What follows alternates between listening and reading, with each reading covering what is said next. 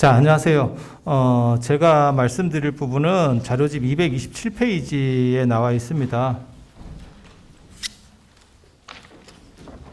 그래서 하남의 해동초조에 대하여와 조계종의 성립이라고 하는 그 부분입니다. 하남 스님께서 해동초조에 대하여라고 하는 글을 1930년에 쓰셨습니다. 그런데 이 글은 굉장히 좀 특이한 글이거든요. 보통 하남 스님께서 이제 선사이시다 보니까 간결한 글을 이렇게 쓰시는 걸 좋아하시고요. 그 다음에 선적인 글들을 많이 쓰십니다. 그런데 이 글은 어떤 논리적 정거를 가진 체계적 있는 이런 글이에요. 그래서 그리고 이 글이 중요한 거는 여기에서 도의초조설이라고 하는 지금 현재 62년에 창종되는 대한불교 조계종에서 채택하고 있는 도의초조설이 여기서 제기가 되는 거고요. 그 다음에 조계종으로 해야 된다. 라고 하는 부분도 여기서 시작이 되는 겁니다. 그래서 하남 스님께서 이 글을 쓰시고 나중에 1941년에 조선불교 조계종이 만들어지고 그 다음에 그 뒤로 이제 정화 때 조계종이라는 종단들이 이렇게 되다가 결국 1962년에 와서 이러한 흐름들이 완성되는 것이 지금 현재 우리가 알고 있는 조계종이라고 보시면 됩니다. 그래서 하남 스님이 그 기틀을 제시하는 글 자체가 해동 초조에 대하여 라고 하는 글입니다. 그래서 이 글에 대해서 잠깐 말씀드리겠습니다. 228쪽 본문 보시면요. 2장 일제의 불교 병합책과 해동 초조에 대하여 뭐 이런 얘기가 있습니다. 고려 말부터 불교는 한국 불교는 선 중심으로다가 완전히 재편이 됩니다. 그래서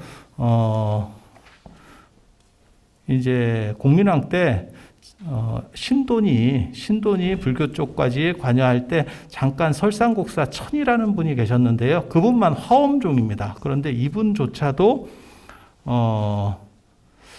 중국의 휴유암에 가셔서 황주 휴유암에 가셔서 몽산의 가르침을 이렇게 잇는 그런 모습들이 보입니다. 그래서 몽산 덕이를 꿈에 뵙고 중국까지 유학을 가셔서 가니까 그 몽산 진영이 모셔져 있는 그러한 제실 같은 그런 것이 스스로 열리면서 뭐 이렇게 의발을 전수받는 그런 얘기가 나옵니다. 그래서 화엄종마저도 전부 다 선쪽으로 경도되어 있었다. 이렇게 보시면 됩니다. 그리고 229쪽 보시면 결국 나홍 스님이 오대산하고도 직접적으로 관련이 있는 나홍계가 이제 여말 선초를 장악하게 됩니다. 그래서 조선 시대는 이 뒤로 이제 결국 태종 이방원과 그 다음에 세종을 거치면서 선교가 다 융합되면서 통불교 시절이 됩니다. 그런데 그 말은 통불교라고 하지만 실제로는 선종이라고 보시면 돼요. 그래서 조선 후기에 법맥이라든지 이런 내용들을 보면 다 선일변도라고 생각을 하시면 됩니다. 그리고 그런 상황 속에서 일제강점기가 시작된다라고 하는 전제적 얘기를 드리고 229쪽의 중간에 보시면 1911년 일본이 이제 1910년에 한일 합방을 하잖아요. 그때부터 시작해서 조선 불교를 일본 불교와 통합시켜서 이렇게 어용같이 만들려고 하는 그런 움직임들을 보입니다. 그래서 해인사 당시 주지였었던 이회광이라고 하는 분이 이제 안에서 내응을 해서 그 당시 이제 종정이기도 했었어요. 이분이 원종이라고 하는 종단의 종정이었었는데 이분이 주도가 돼서 이제 조동종하고 일본 선불교인 조동종하고 이렇게 통합하려는 움직임을 한번 보였습니다. 그랬는데 한용운 스님이나 이런 분들이 우리는 임재종인데 왜 어떻게 조동종하고 통합하느냐? 참고로 말씀드리면 일본은 조동종이 강하고요. 선종 중에는 조동종이 강하고 임재종이 약합니다. 그래서 이제 나타나는 현상이고요. 그렇게 해서 반대되니까 이 이회광이라는 분이 229쪽의 중간에 있습니다. 1919년에 또 이번에는 임재종과 통합하려는 움직임을 보입니다. 그러니까 조동종인에서 안 돼요. 임재종이에요. 우리는 그랬더니 그러면 일본 불교에도 임재종이 조그마긴 하지만 있으니까 임재종하고 통합합시다. 또 이렇게 나오는 거예요. 그래서 이제 그것도 한국 불교가 무산을 시키고 그 당시도 상당한 이렇게 일제 강점기에도 나름 저력들이 있었습니다. 그래서 그거를 이제 와해를 시키고 이러한 상황 속에서 제기되는 게 이제 종조는 우리의 종조는 누구냐, 그 다음에 종단이라고 하는 것을 만들어야 되지 않느냐, 이런 생각들을 환기시키게 돼요. 그래서 1930년에 229쪽 맨 밑에서 두 번째 줄이라고 보시면 돼요. 그래서 1930년에 하남 스님께서 해동 초조에 대하여라는 글을 쓰시면서 우리는 조계종이고 종조는 도의국사다. 라는 걸 천명을 하십니다. 그리고 실질적 사상의 중심에는 진울 스님이 있다. 진울 스님이 있다. 이런 식의 말씀을 하세요. 그게 230쪽에 나오는 그러한 내용들입니다. 그래서 핵심은 도의 초조설과 해동 조계종. 그 당시는 뭐 조선불교라고 쓰기도 그렇고, 그 다음에 전체를 아울러야 되니까 그냥 해동 조계종이라는 그런 명칭을 쓰신 거예요. 전 시대를 아울러야겠다라고 생각을 하셨기 때문에. 그래서 231쪽의 구조들은 대충 이렇게 되어 있는 거 잠깐 봐주시면 되겠고요. 글의 구조입니다. 그리고 중요한 내용은 이제 그 중에서 가장 핵심적이라고 할 만한 내용은 234쪽 세 번째 줄부터 잠깐 보시도록 하겠습니다. 하남에 앞서 조계종을 주장했던 인물은 하남 스님보다 앞서서 조계종을 주장했었던 인물들이 있어요. 1918년에 이능화 선생, 1920년에 금명보정이다. 그러나 이들의 주장을 보면, 그리고 이분들은 이게 단독 저술이 아니고요, 조선불교 통사, 그 다음에 송광사와 관련된 책에서 나오는 단편적인 글들이에요. 단편적인 글들. 그래서 종조 문제, 그 다음에 종단 문제만 가지고 글을 쓴 건 하남 스님이 최초입니다.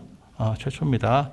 그래서 이들의 주장을 보면 이들이 상정하는 것은 보조 이꼬르 조계종임을 알 수 있다. 즉 이들에게는 보조의 강조를 위한 측면에서의 조계종이 천명되고 있는 것이다. 이는 하남이 조계종, 홍주종, 그러니까 참고로 말씀드리면 보조 스님 같은 경우는 사골산문입니다. 구산선문 중에 사골산문이에요. 근데 하남 스님 같은 경우는 범홍주종, 그 다음에 그걸 넘어서는 남종선계를 주장을 하세요. 그래서 하나의 어떻게 보면 선종에 대한 융합이라는 걸 주장을 하십니다. 그래서 이분들과는 약간 다르다라는 걸 지금 말씀을 드리고요. 중심에 범해동 선종의 관점이라는 점에서 차이가 있다. 이런 점에서 하남이야말로 범남종선계의 해동 조계종과 이의 종조로서의 도의를 제창한 일제강점기 진정한 종단의 최초 제창자라고 할 수 있다. 이게 지금 계승되고 있는 게 지금 현재 대한불교 조계종입니다. 지암 이종욱이 주도하는 1941년 조선불교 조계종의 창중에는 일본에는 존재하지 않던 종파명인 조계종을 통해서 조선불교의 자주성과 일본불교의 병화무도를 극복하려는 성격이 존재한다. 실제로 이게 하남 스님이 제안한, 그 당시에 41년에 종명과 관련해서 하남 스님이 제안하신 거고요. 왜 조계종이 되는 거냐면 일본에 이 조계종이 없어서입니다. 자꾸 뭐만 주장을 하면 통합을 하려고 하니까 없는 거를 찾아라라고 하남 스님께서 그때 말씀을 하셨다는 거예요. 참고로 말씀드리면 그 당시는 종정제입니다. 그러니까 지금은 종정은 상징적인 분이시고, 그러니까 지금 대한불교 조계종에서의 종정이라고 하는 분은 일본 천황처럼 약간 상징적인 분이시고, 그것의 실무는 총무원장 스님께서 하십니다. 그런데 일제강점기 때는 종정제입니다. 그러니까 종정이 다 한다고 생각을 하시면 돼요. 그래서 조계종이라고 하는 것을 찾게 해서 다시 병합하지 못하도록, 그래서 이러한 식의 흐름을 만드신 분이 하남 스님이다. 라는 걸 말씀을 드리고요. 234쪽 밑에 보시면 하남 스님께서 조계종을 주장하시는 부분들이 나옵니다. 근데 뭐 그 당시 상황으로 봤을 때는 지금 보면 약간 이제 논리적으로 그렇게까지 정합적이진 않아요. 근데 당시 불교학적인 입장에서는 이 이상을 뭐 넘어가기도 쉽지 않았을 겁니다. 이게 1930년대 얘기니까요. 그래서 하남 스님께서 어떻게 해서든지 조계종을 만들려고 했던, 논리적으로 약간 불합리하더라도 조계종을 만들려고 했었던 그런 노력들이 많이 보입니다. 그리고 하남 스님께서 그 당시에 이제 비판한 인물이 태고 보호국사입니다. 아시는지 모르겠는데 원래 조계사도 원래는 태고사였습니다. 태고사. 그래서 조선 후기에는 종조를 태고 스님으로 놨었어요. 태고 보호 스님으로 놨었습니다. 그런데 하남 스님께서는 그걸 앞으로 끌어올려서 도의국사, 그 다음에 사상적으로는 진울 스님을 갖춰야 된다라고 말씀을 하세요. 그렇게 말씀하신 의도가 뭔지를 정확하게 나오지는 않습니다. 근데 236쪽에 보면 이제 두 가지를 생각해 볼 수는 있습니다. 236쪽 위에 있는 얘기거든요. 하남 스님의 견해는 도노 돈수설이 아니고 도노 점수설입니다. 그래서 태고하고는 약간 관점이 다르다. 그게 이제 진울과 하남 스님, 그 다음에 나중에 그게 이제 탄화 스님까지도 연결되는 어떤 흐름이라고 보시면 되거든요. 그래서 그러한 사상적 관점 차이가 존재한다라고 하는 거고, 236쪽 5번째 줄에 보면 둘째 나오는데, 태고 보호스님 같은 경우는 권승의 이미지가 강합니다. 그러니까 어떻게 보면 정치승적인 흐름이 굉장히 강해요. 그래서 수행승적인 하남 스님 같은 경우는 26년 동안 상원사에서 불출동거하시면서 수행자로서 사셨던 진짜 맑은 분이시거든요. 그래서 그런 스님 입장에서는 태고 스님이 약간 이렇게 좀 잘 안 맞았을 수 있겠다. 그래서 진울 스님이야말로 그 당시 개경에서 순천, 지금 순천은요, 가장 먼 데입니다. 이렇게 거리로 봤을 때. 그래서 그런 데 가서 이렇게 수행 운동을 펼치시는 진울 스님이 더 맞지 않았겠나, 이런 추정들을 해봅니다. 그리고 236쪽부터 나오는 거는 왕통에 대한 문제입니다. 하남 스님이 태고 보호 스님의 초조서를 비판하는데, 거기서 이제 타당성, 왜 태고 보호 스님의 초조설이 나오는 거냐면요, 한국 불교는 태고 보호 스님 이전에도 다 있었지 않습니까? 맞아요. 그런데 무슨 문제가 있냐면, 선종에서는 고려 원간석기가 되면요, 스님들이 이제 그 당시에 절반 이상, 거의 뭐 한 7, 80%는 이렇게 결혼을 했던 것 같아요. 일제강점기하고 비슷한 상황이에요. 그러니까 원간석기 초기 기록에 보면 벌써 절반 정도가 결혼했다라는 고려사 기록이 있는 걸로 봐서 상당히 문란했었어요. 그것들을 다 일소시키면서 지금 선 전통으로 회복시키는 분이 태고보호, 나홍해근, 백운 경환이라고 하는 여말 3사라고 하시는 분들입니다. 그래서 그 전까지는 이 법맥들이 약간 불투명해요. 그리고 법맥에 대한 인식이 사실 그렇게 뚜렷하지 않습니다. 그런데 고려 말 원간석기 때 이제 무슨 일이 벌어지냐면, 강남 임재종, 중국 강남의 임재종을 이어와서 어떻게 보면 새로 일신하겠다, 불교를 중흥시키겠다, 이런 생각들이 있어요. 그래서 태고 보호 스님이나 나홍해근 스님이 이제 종조라는 그런 상징성 의미를 가집니다. 그러니까 직접 인가했다라고 하는, 이렇게 직접으로 내려가면, 그래서 조선 초기까지는 나홍 법통설이 일반적이었고, 그 다음에 조선 후기가 되면 태고 법통설로 이게 바뀝니다. 왜 바뀌는지는 뭐 제가 다른 데서 논문을 썼는데 그런 거는 이제 얘기할 시간이 없고요. 그래서 태고 법통설이 일반적이었는데, 이거를 전체를 선불교를 통합하려다 보니까 하남 스님 입장에서는 태고 가지고는 고려 말밖에 안 되니까 그 앞에 구산선문들을 통합해낼 수가 없는 거예요. 그리고 태고를 시작으로 해버리면 진울 스님 같은 분들이 다 빠집니다. 이건 뭐 어떻게 들어갈 수가 없어요. 그 앞에 분이니까. 그래서 도의국사, 가지산문에 한국에서 최초로, 한국 불교 최초로 선종을 전해오셨던 도의국사를 끌어대는데, 문제는 가지산문하고 사굴산문하고도 안 맞고, 그 다음에 서로 다 계통이 내려간 것도 아니고, 그러니까 하나로 통합해야겠다는 건 알겠는데, 문중, 요즘으로 말하면 문중 같은 의식이 안 되는 거예요. 그래서 뭐라고 말씀하시냐면, 이건 왕통과 같다라고 하는 굉장히 재밌는 말씀을 하십니다. 그러니까 왕이 적자여야 원래는 왕이 되는 거지만, 적자가 끊기면 뭐 차남도 되고, 그 다음에 서자가 왕이 되는 경우들도 있거든요. 그렇게 내려가면 그것이 어떤 흐름이라고 볼 수 있는 거지, 세상에 꼭 그 법통을 이은 사람들만 쭉 내려가야 된다, 그런 건 아니다 라고 말씀을 하시는 게 이 왕통설을 끌어들여서 도의국사까지 연결시켜 나가는 방식입니다. 그래서 그 얘기가 238, 239쪽까지 있고요.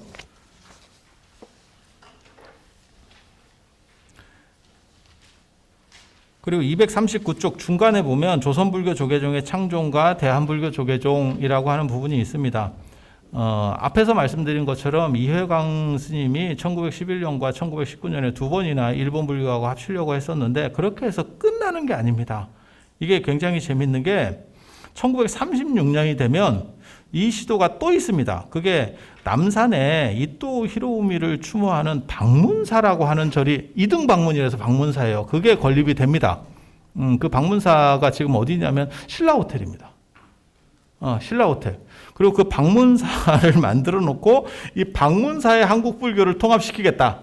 그 당시는 조선불교라고 생각을 하는 거예요. 그걸 다 통합시키겠다.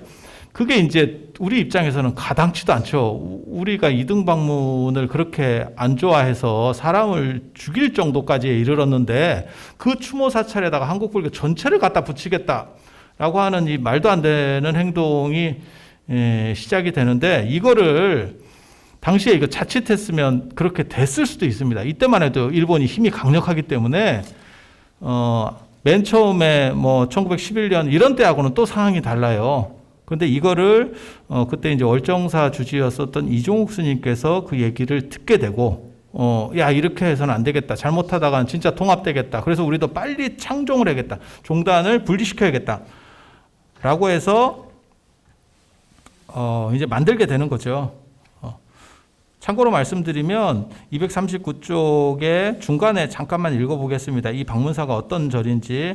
그런데 일제는 이토 23번째 기일을 맞아서 1932년 10월 26일 387평 규모의 방문사를 완공한다. 아마 건물 평수물만 얘기하는 것 같아요. 방문사는 석가모니를 본존으로 하는 사찰로 이토가 귀한 종파인 조동종에 속했다. 이 방문사의 주지인 후산이 방문사를 중심으로 조선불교를 병합하려고 핵책한다. 그리고 그 밑에 있는 인용문을 보시면 그때 이제 그런 내용들하고 그 다음에 이종욱 스님이 그 내용을 알고 어떻게 해서든지 이걸 막으려고 하는. 그리고 이제 하남 스님에게 말씀을 드리니까 하남 스님이 그러면 일본 불교에 없는 종파명을 찾아라. 라고 해서 조계종이 대두하기 시작하는 겁니다. 그래서 그리고 하나로다가 전체를 통괄하기 위해서는 태고 보우는 연대가 떨어지니까 안 되겠다라고 해서 이제 추진들을 하세요. 그게 이제 1941년도에 일제강점기 최초로 종단으로 승인되는 조선불교 조계종입니다. 그 조계종의 초대 종정이 누구냐면 하남 스님이세요. 그리고 그때 이제 총본사라고 해서 모든 본사를 아우를 수 있는 총본산을 만들거든요. 그게 지금 조계사입니다. 현 조계사. 그때 태고사. 그런데 태고 보우에 대한 태고 보우 종조론이 일제 강점기판에도 일반론이에요. 가장 주류가 태고 보우에 대한 거였기 때문에 이종욱 스님이 이제 그것을 중간에서 조율을 하는 과정이 있었던 것 같아요. 이제 그 내용들을 제가 쓰기는 썼는데 그게 뭐냐면 조계사라고 하지 않고 태고사라고 한다는 거. 그 다음에 종조를 태고 보우로 놓습니다. 그리고 종명은 조계사로, 조계종으로, 조계종으로. 그래서 조선불교 조계종, 그때는 한국불교, 한국이라고 하는 개념 자체가 없을 때니까, 그래서 조선불교 조계종이라고 놓고, 그 다음에, 이제 서로 타협이 된 거죠. 그런데 해동 초조에 대하여를 보면, 하남 스님이 이런 생각을 하셨었어요. 1930년에. 그래서 당신께서 조계종을 주장하시고 그 다음에 도의국사를 주장하면 태고 보우를 주장하는 분들이 결국 반발할 거다. 그래서 어떻게 생각하셨냐면 이 절충점에 대해서도 맨 마지막에 당신께서 글을 쓰셨습니다. 뭐라고 쓰셨냐면 태고 보우를 종조로 놓는 것은 옳지 않지만 중조로 놓는 거는 가하다. 중흥조로 놓는 거는 큰 문제가 없다. 당연히 큰 스님이시니까 당연히 중흥조가 돼야지. 하지만 그 이전 분들도 있는데 어떻게 태고 보우 가지고 전체 선문을 아울 수 있단 말이냐. 구산 선문 자체가 다 떨어져 나가는 거죠. 태고 보우를 중심으로 놔버리면 구산 선문이 아시다시피 통일신라 말 고려 초까지 만들어지는 거니까요. 그래서 그렇게는 안 된다라고 하셨는데 그러한 비슷한 절충점들이 찾아져서 종단 명칭은 조선불교 조계종이 되고 그 다음에 종조는 태고 보우 스님, 그 다음에 절 이름은 조계사가 되는 이러한 접점들이 찾아져요. 하지만 결국 하남 스님의 뜻이 나중에는 1962년대 비구 종단이 만들어지면서 241쪽에 예, 지금 현재 조계종이에요. 거기 종언을 보시면 본종은 대한불교 조계종이라고 칭한다. 그 다음에 본종은 신라의 도의국사가 창수한 가지산문에서 기원하여 고려 보조국사의 중천을 거쳐 태고 보국사의 제종 포섭으로서 조계종이라 공칭하여 이후 그 종맥이 면면 불절한 것이다. 이렇게. 그래서 지금의 어떻게 보면 1962년에 이 조계종의 창종에 있어서 근간이 사실은 이 하남 스님의 해동 초조에 대하여라고 하는 데에서 다 완성이 된다. 라는 말씀을 드리고 싶고요. 그리고 한 가지만 더 말씀드리면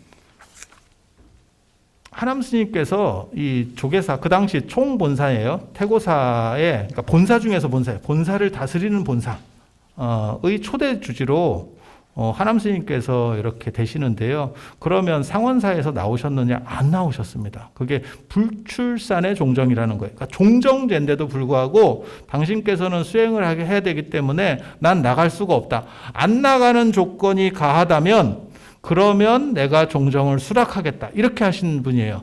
근데 종정제였거든요, 당시에는. 그렇다 보니까, 그러면 도장을 찍어야 돼요. 지금으로 말하면 사물을 봐야 되는데, 그래서 한 달에 한 번씩, 이 종단의 관계자들이 짐을 싸가지고 와서, 하남 스님께 도장을 받는 그런 얘기들이 나옵니다. 그리고 당신께서는 그걸 날을 세서라도 다 보고 찍으셨대.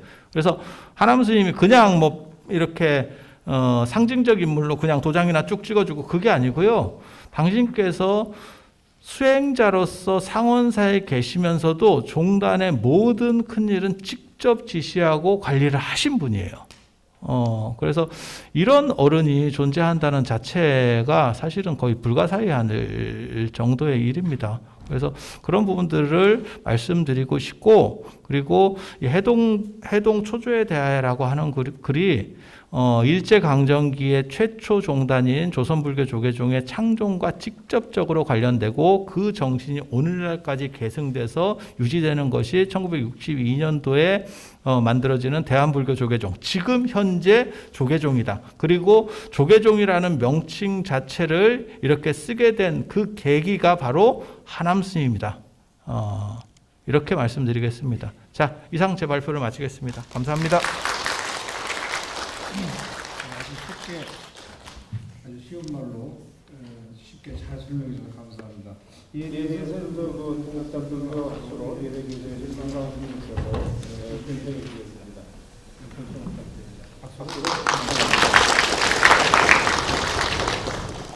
예, 영광입니다. 240줄 시간이 없으니까 빨리 읽는 걸로 진행하고 다 있으니까 하도록 하겠습니다. 오늘 제1회 하남상 시상식이 있었습니다. 수상자는 올여름 하남중원의 성불교와 교육사상 연구로 동국대에서 5번째 박사학위를 취득한 자연스님입니다. 먼저 수상을 진심으로 축하드립니다. 이번에 논평문을 작성하며 스님의 학위 취득 과정을 잠시 살펴보았습니다. 처음 박사 과정에 들어간 지 16년 만에 박사학위를 5개를 취득한 것을 보고 깜짝 놀랐습니다. 제 경우에는 15년 만에 석사를 겨우 땄고 21년 만에 박사를 하나 취득했을 뿐인데 저 같은 경우는 몇 생을 다시 태어나야 이룰 수 있는 업적인 것 같습니다. 우리 유교 중용에 말이죠. 성자는 천지도야, 성지자는 인지도야다 이런 말이 있습니다. 성실이라고 하는 건 하늘의 도요. 성실하고자 하는 것이 인간의 도다. 그러니까 하늘이 언제 쉰 적이 있느냐 하는 말이죠. 그 인간은 그 성실을 본받아야 된다 했는데 우리 자연스님의 그 성실성은 아주 타의 추종을 불허한다고 봐야 될 것 같습니다. 아주 많은 논문과 많은 연구를 계속해주고 계셔가지고 대단히 놀랍고 축하드리고 또 좋은 연구 활동을 기대하겠습니다. 질의사항입니다.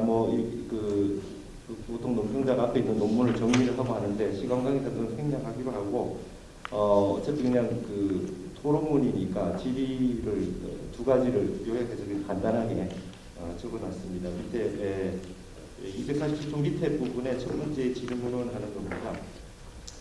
태고 종조론의 비판과 왕통의 연결 주장이라는 부분에서 도문의 도통연원 운운하는 대목이 명백한 유교적인 영향이 읽혀지는 것이다. 이게 그 하남 스님이 도통연원 이야기하는 것이 유교적인 영향이 아닌가 우리 그 자연스님 그렇게 얘기했는데요. 여기에 대해서 한번 좀 생각해 볼 필요가 있지 않느냐 생각이 듭니다. 당대 한유의 도통서를 기반으로 송대 주령계, 장wen거, 정이천, 민정명조 이렇게 이어지는 도통 그 연원이 원래 이제 유교적인 거라고 하지만 248쪽입니다. 실제로 원래 그 성리학의 도통설은 그 우리 불교의 그 도통설을 벤치마킹 해가지고 가서 이제 된 것이거든요. 그러니까 우리가 그 유교의 영향이었다라고 하는 것이 이제 송대 성리학으로 보면 맞지만 송대 성리학이 또 우리 선종 거를 모방한 것이니까 굳이 우리 이 도통연원서를 유교의 영향이라고 하지 않고 본래 우리 선종 거였다라고 해도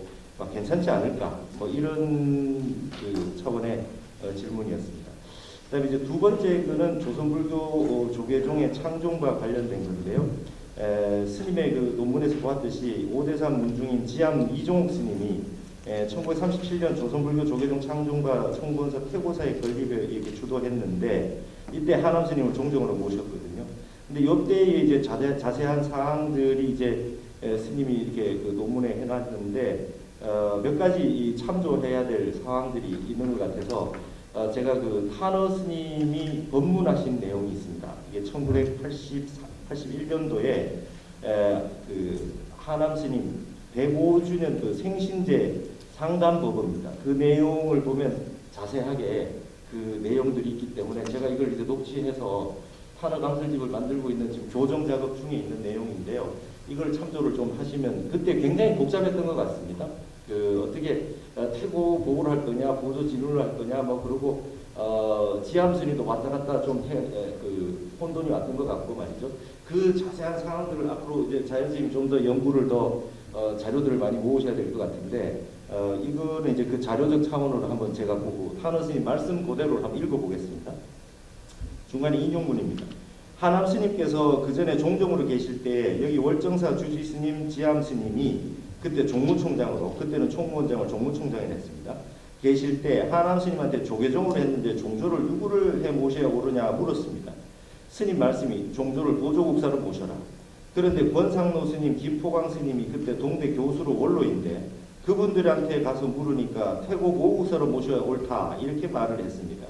그러니까 지암 스님 생각에 그이들은 학술 전문가니까 아무래도 역사를 그이들이 더 잘 알지 않겠는가.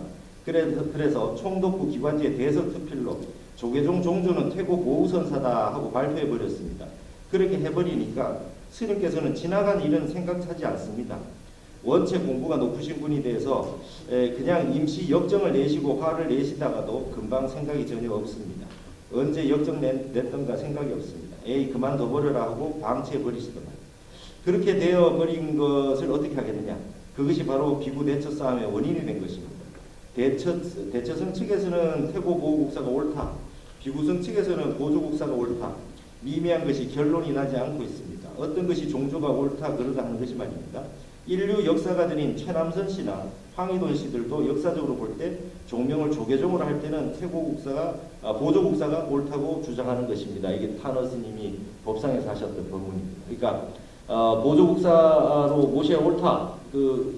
하남 스님이 그렇게 말씀하셨는데 지암 스님이 듣고 가셔가지고 이 학자 다른 분들 말이죠. 권상로, 김포광 스님 얘기 듣고 태고국사로 이렇게 발표를 해버렸다는 거예요. 그랬더니 하남 스님이 역정을 한번 내셨다 그래요. 역정을 한번 내시더니 그렇게 된 거 어떻게 해? 이러고 그냥 바로 마음을 내려놓으시는 걸 보고 탄어 스님이 이제 그 하남 스님이 역시 도인이시다. 그러고 난 다음에 이제 결국은 처음에 태고국사로 된 거죠. 그래서 이게 이제 태고사가 됐던 것 같아요. 그런 과정들을 거쳤다가 다시금 이제 또 논란이 있었던 것 같아요. 그 뒤에 과정은 저도 자료를 못 찾았습니다.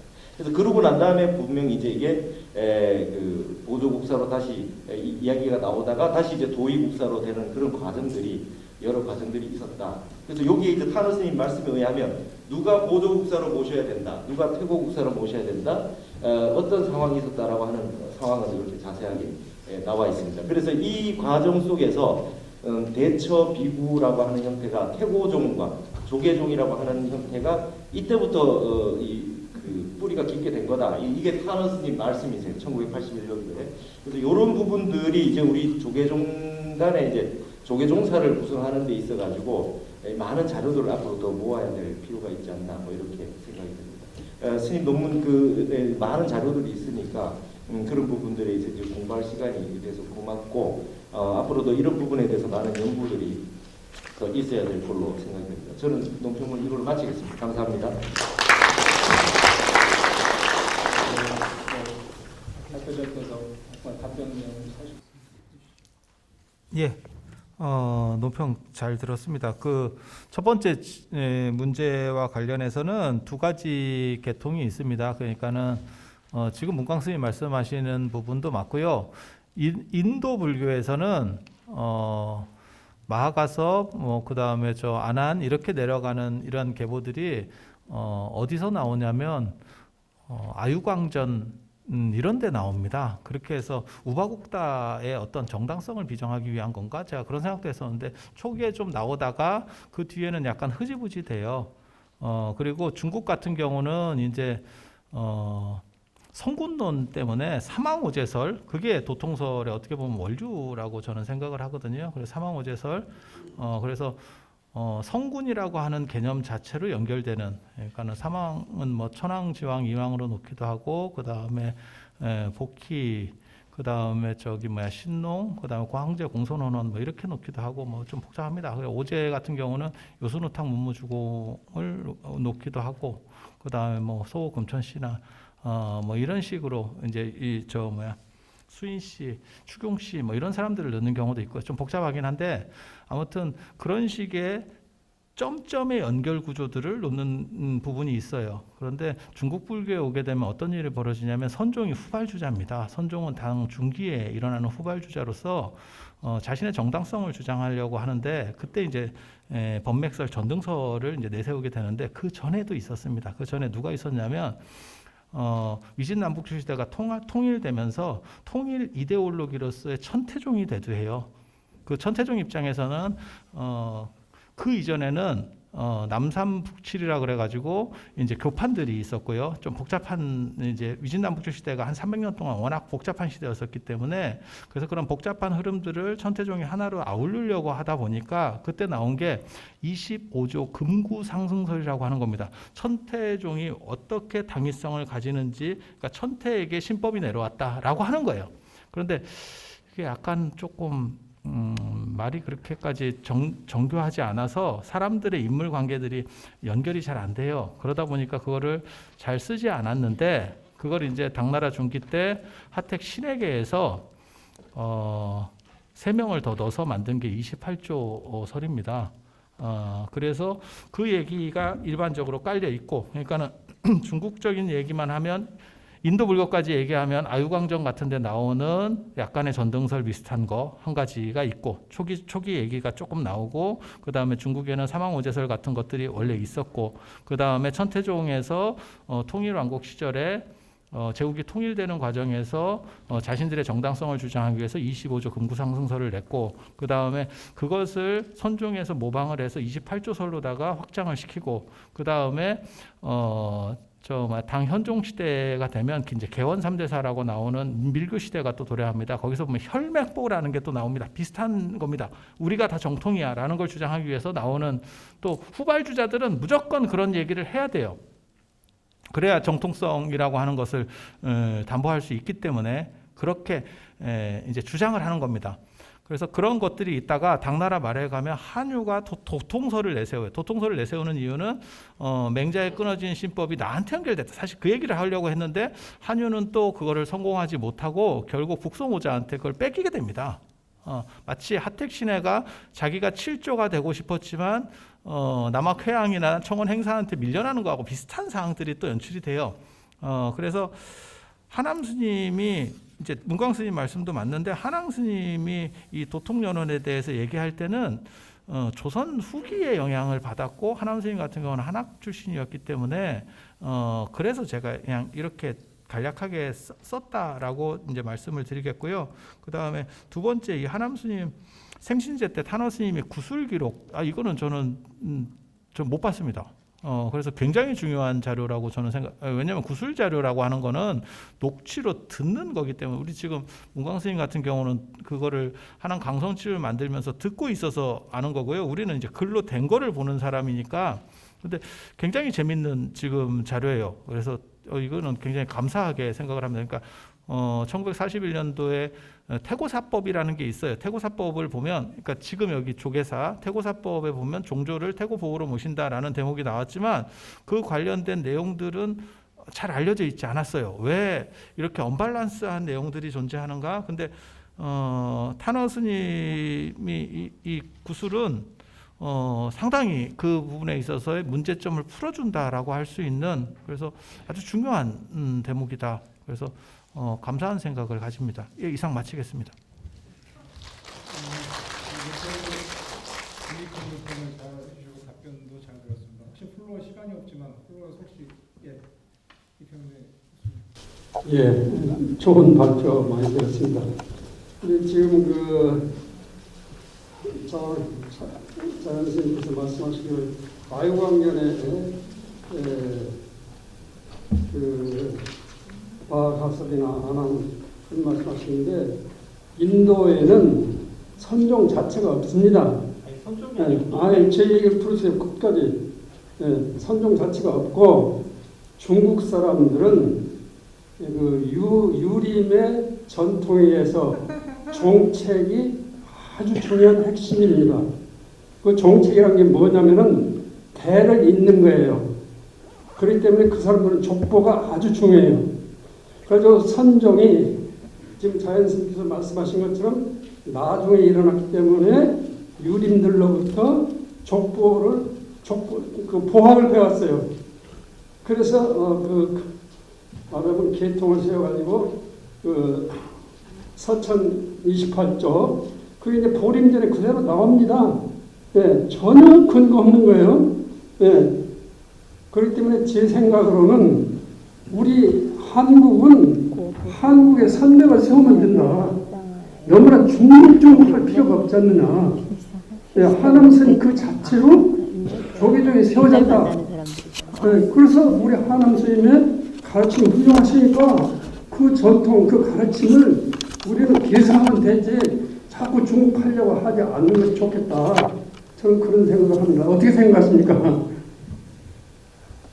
시간이 없지만 짧게 말씀해 주시죠. 이제 보편론이라고 하는 게 있으니까요. 인도에 뭐 선이 없다, 이런 선백이라고 하는 거는 없는 거는 뭐 당연한 거고요. 근데 아쇼카 왕이 등장을 할 때 거기에서의 우바국다나 이런 사람들이 모칼리나 부타티사나 이런 사람들이 자신의 정통성을 주장하려고 했었던 흐름들이 있었던 것 같아요. 근데 인도 초기 자료를 보면 사실 마하바섯과 아나는요 앙숙광입니다. 그래서 전혀 이분들이 이렇게 연결될 수 있는 구조는 사실 없어요. 그래서 그런 부분들도 있지만 연결시키려고 하는 후대의 인식은 존재하고 있습니다. 인도에도. 근데 그 뒤에까지 계속 내려오느냐? 그런 것 같진 않아요. 그건 제가 못 찾았고요. 그리고 지금 말씀하시는 것처럼 유교의 영향이 존재는 합니다. 근데 지금 문광 스님 얘기한 것처럼 당나라 때까지는요 상황이 또 다릅니다. 그게 송나라부터 흐름들이 또 바뀌어요. 그래서 한유가 전등설의 영향을 받아서 도통설을 다시 환기한 것도 맞는 얘기입니다. 그래서 이 부분만 가지고도 사실 논문을 하나 쓸 수 있습니다. 그래서 여러 가지 요인들이 복합적으로 작용하고 있고 단 여기서 말씀드리고 싶은 거는 하남 스님 같은 경우는 이게 고한말 그 다음에 일제 강점기를 하셨던 분이기 때문에 중국이나 인도 불교의 옛날 문헌들에 대해서 그렇게 달통하신 분이 아니에요. 그 당시에는 이렇게 책이 그 다음에 정보량이 다릅니다. 지금하고. 그래서 당신 입장에서 봤을 때는 예속 논쟁이나 그 당시에 1, 2차 예속 논쟁이나 그 다음에 조선 후기에 그런 논변들의 흐름 속에서 이 도통설의 영향을 받았다라는 정도만 말씀을 드리는 겁니다. 잘 들었습니다. 어쨌든 현대하고는 좀 상황이 달랐던 거, 우리 현대는 현대대로 다시 살아야 되겠지만 그 당시 시대 상황을 말씀하시는 것 같습니다.